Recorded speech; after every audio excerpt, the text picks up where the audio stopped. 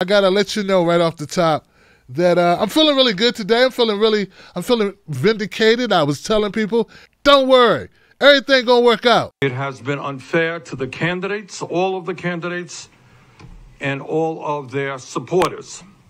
So what I want to do today, 3 days late, is to thank the people of Iowa for the very strong victory they gave us at the Iowa caucuses on Monday night. Even though the vote tabulations have been extremely slow, we are now at a point with some 97% of the precincts reporting where our campaign is winning the popular initial vote by some 6,000 votes. In other words, some 6,000 more Iowans came out on caucus night to support our candidacy than the candidacy of anyone else.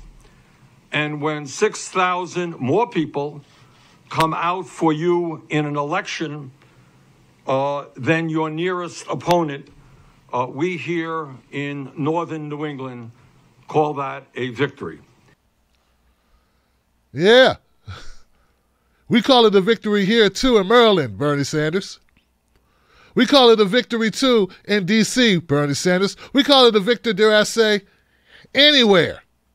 Okay? We call it a victory when more people show up, when more points go up on the scoreboard, when more people show up, vote for you, do the thing. Like, I just got to point out that Bernie Sanders, he was very contained in this. There's none of that. I don't get the same braggadocious energy. I just get matter-of-factness. Like, this is what we did. We came to kick butt and chew bubble gum, and I'm all out of bubble gum. That's what he did. He came out there. He told it like it was. He didn't jump out 3 or 4 days ahead of time. He did say, I think we're going to win this based on our calculations, but he wasn't like Pete Buttigieg just trying to grab a news cycle. Damn, what really happened? Just jump out, just say anything. So Bernie Sanders right there telling you like it is, and it's true. 6,000 more votes than any other candidate. When you got a 1, 2, 3, 4, 5, 6, 7, 8-person race to win, to get more votes, 6,000 more votes than your nearest competitor is nothing to sneeze at. That's some doing. Hell, you could take 1,000 votes would be great. But 6,000? Yeah, that's significant with 8 people. I had some dummy on Twitter like, well, more people supported him in 2016, so now. Like, yeah, well, you know, he was running against Hillary Clinton and Martin O'Malley. And, you know, now he's running against people with personalities and people who are more liked than both of those candidates. Like, you got to admit, I mean, no one knew who Martin O'Malley was, and no one really wanted to get to know him. And, I mean, we got Senator Elizabeth Warren. We got the vice president of the first black president, Joe Biden.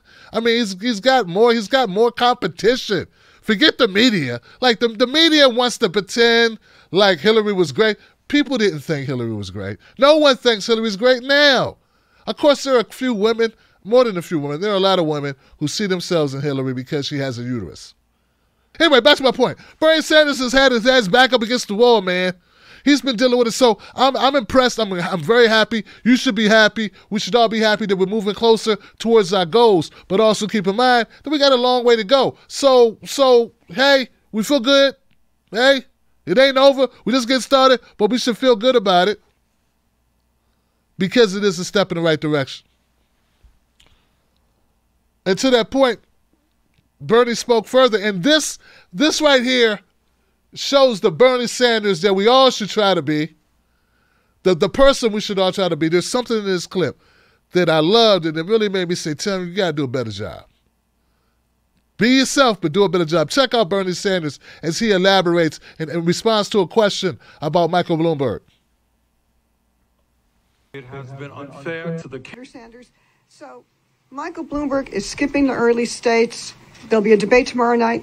He won't be on the stage. Do you think it's fair that the Democratic party altered or revised the rules to put him. Wait. Let me at least put the question all the way out. Just give you the answer. Even though I think you know where I'm going. You know where I'm going. Okay. Do you think it's fair that the rules are now allowing Michael Bloomberg to come in? And I'm looking at you as I see your slogan there, Bernie, not the billionaire. So could you comment also on the rules? Do we have an S at the end of that? We have an S. All right. So could you comment not only on the debate, but on the even more money that Bloomberg is putting in the contest? Thank you. Thank you for the question. And I knew what the question is. I was going to answer it the same way. You got to make sure, though. Okay. No, I think it is an outrage. Look, rules are rules. And people like Julian Castro played by the rules, campaigned really hard. Cory Booker played by the rules. Tulsi Gabbard played by the rules. Andrew Yang played by the rules. They were here in New Hampshire. They were in Iowa. They have worked really, really hard.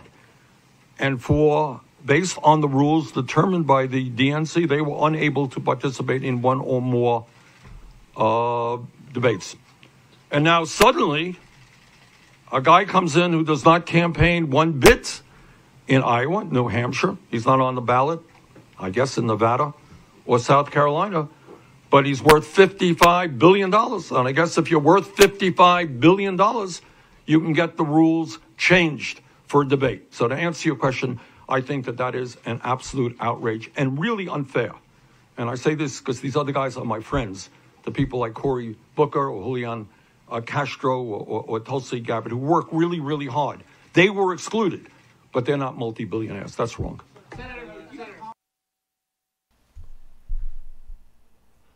There you go. There you go. Fantastic, right? I felt good about it. Bernie Sanders responding in a way with class and dignity, with straightforwardness. And I like the way, like, so people get mad when Bernie says, my friends. My friends, this person's my friend. When he says stuff like that. Notice no one's mad today when he's saying my friends because he's saying about people that you actually want him to say it about.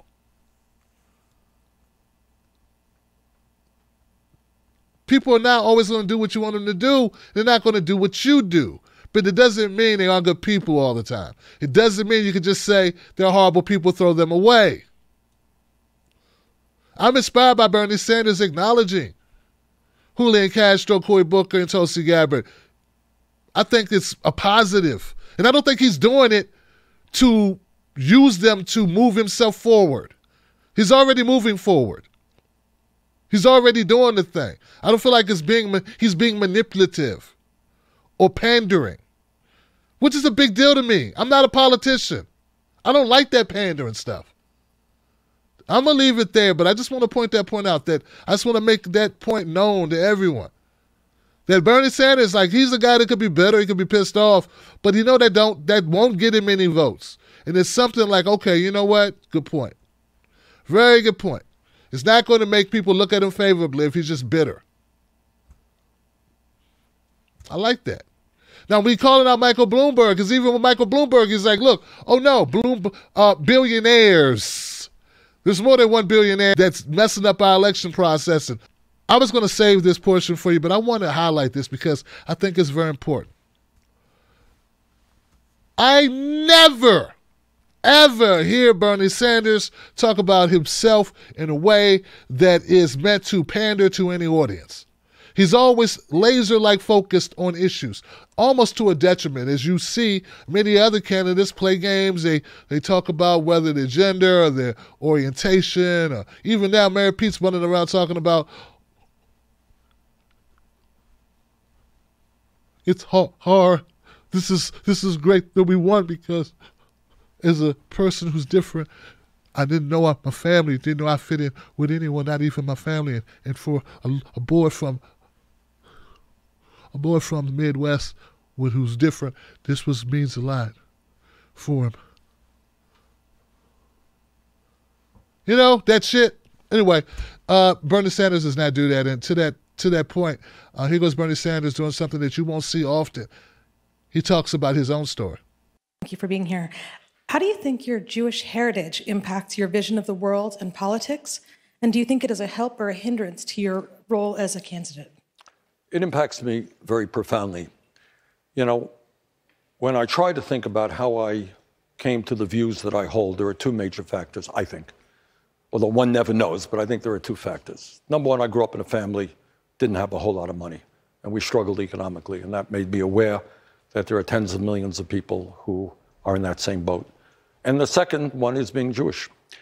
And I remember as a kid looking at these big picture books of World War II, and tears would roll down my cheeks when I saw what happened to the Jewish people. 6 million people were killed by Hitler.